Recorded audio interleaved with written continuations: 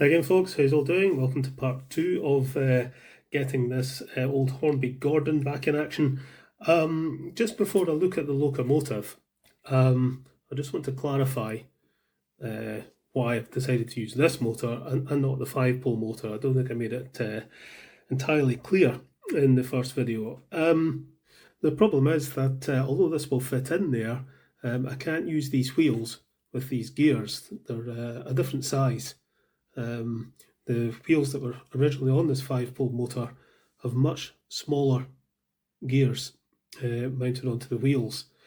And I really don't want to use these wheels because they don't pick up direct to the chassis. They will only pick up through the pickups that were fitted, these silly little wiper pickups, which I don't like the idea of at all.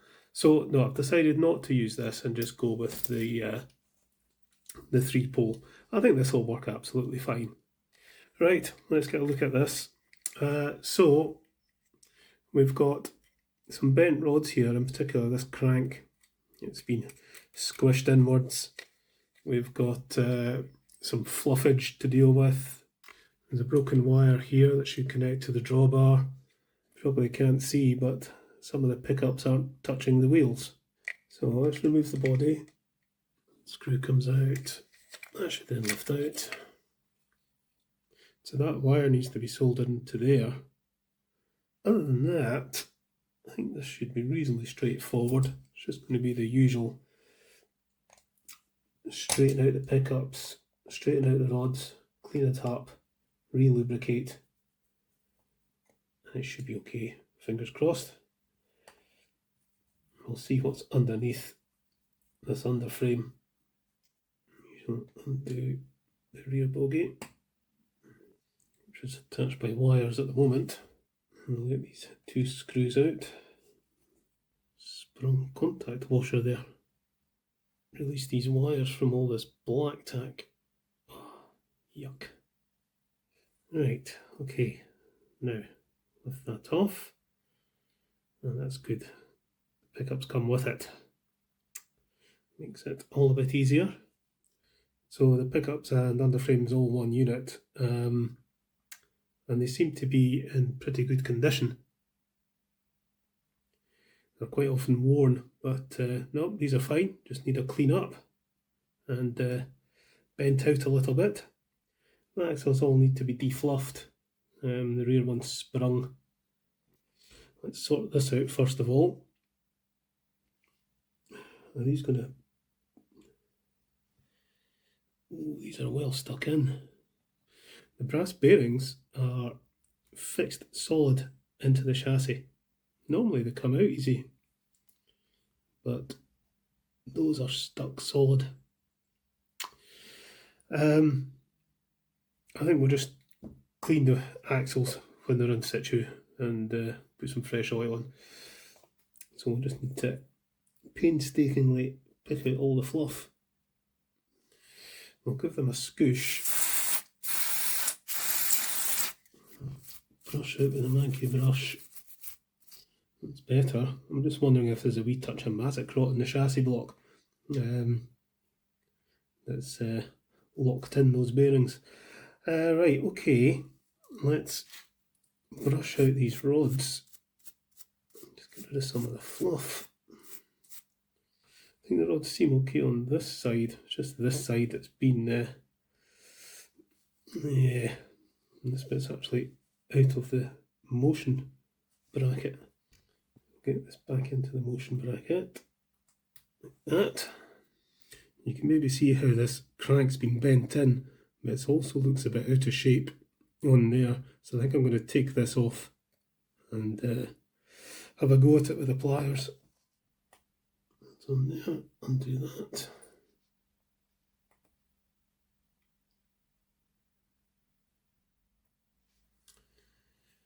Okay, get that out the rod. Right, so I want to flatten this bit out. Give that a squeeze just to flatten that out. And then I want that to come out a bit, like that. Put that on now.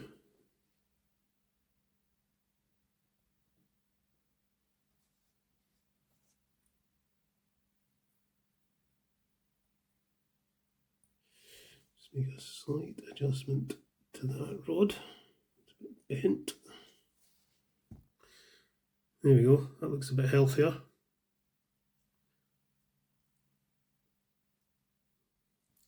We'll get some fresh oil in the axles. Right, before I fit the pickups, just want to see what the movement's like on this. Need to press down on it a little bit because of the sprung rear axle.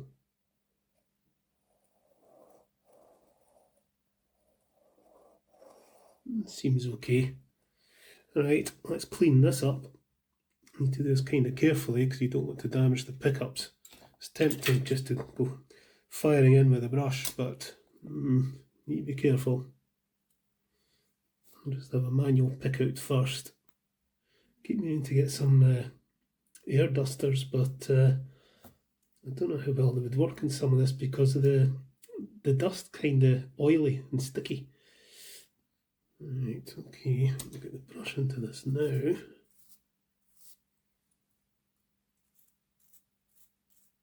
I'll give this a bit of a scoosh. Just give the pickups a clean.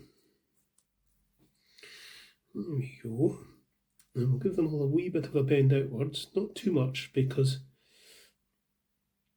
if they press against the wheels too hard, they act like brakes.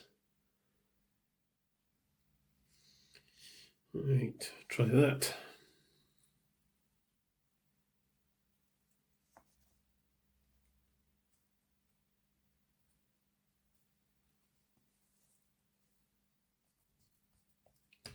Screw that in, don't over tighten it.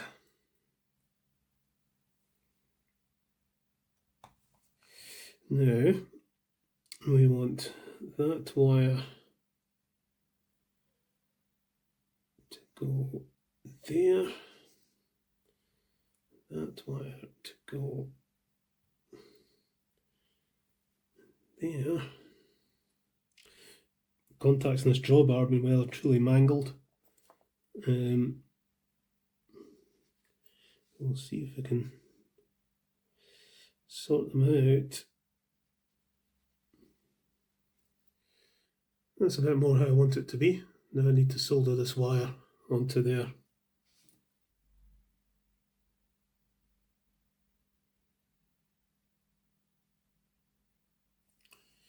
Yeah.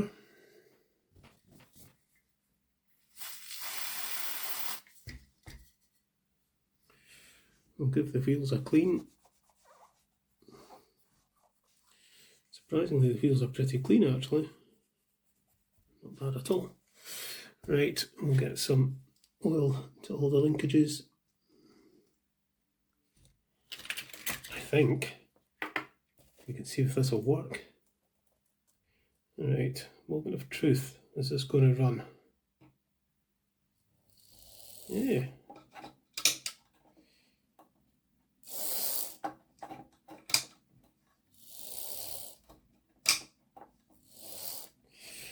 I think I'd like to make a few adjustments to the drawbar, but yeah, I think that's going to run. I've just realised that I've got a problem here that I stupidly didn't think of. The top of this part here needs to be insulated, because otherwise the contacts there are going to touch it and cause a short circuit. You can see on this one, the top of it is insulated. Oh dear, oh dear, oh dear.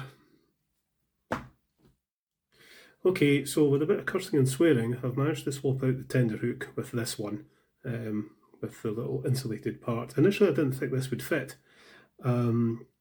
because the plastic thing at the back is a bit out of shape, but once you get the motor block in, it does actually fit. So that's fine, that's solved that problem. I did a bit of research on this model online, and it turns out that the 5-pole motor here is actually the original one.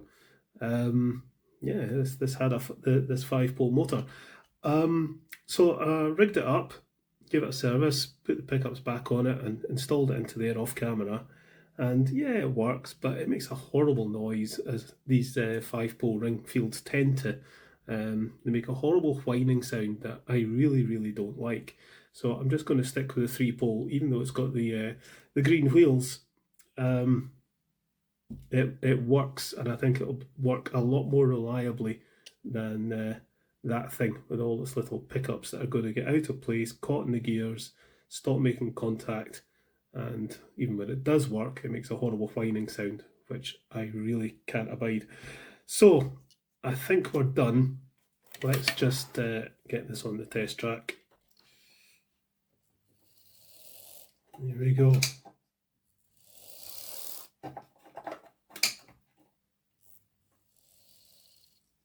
That seems to be quite a good ring field actually. Seems to have quite a slow start.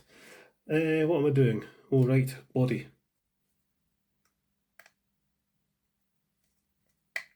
Oh dear, need to defluff the front bogie. We'll give Gordon a bit of a dust down. And oh yeah, buffers. That's what I was going to do. I can nick them off of here.